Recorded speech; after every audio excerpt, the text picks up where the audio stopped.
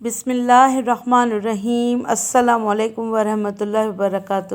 ماں کے ساتھ حسن سلوک جنت میں داخلے کی ضمانت۔ نبی کریم صلی اللہ علیہ وآلہ وسلم نے ارشاد فرمایا، میں نے سوتے ہوئے خواب میں اپنے آپ کو جنت میں دیکھا اور جنت میں ایک قاری کی آواز سنی جو قرآن پڑھ رہا تھا۔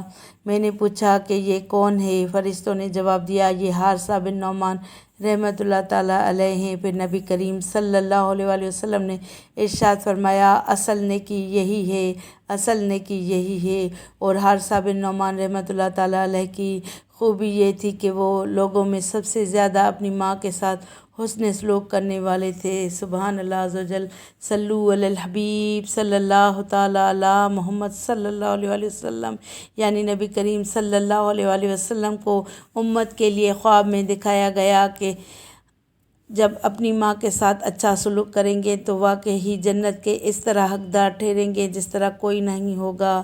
سبحان اللہ عز و جل۔ اس ویڈیو کو لائک کر کے زیادہ سے زیادہ شیئر کریں اور چینل کو سبسکرائب کریں اور بیل آئیکن کو دبائیں تاکہ میری آنے والی ہر نئی ویڈیو کا نوٹیفیکیشن آپ کو سب سے پہلے ملے۔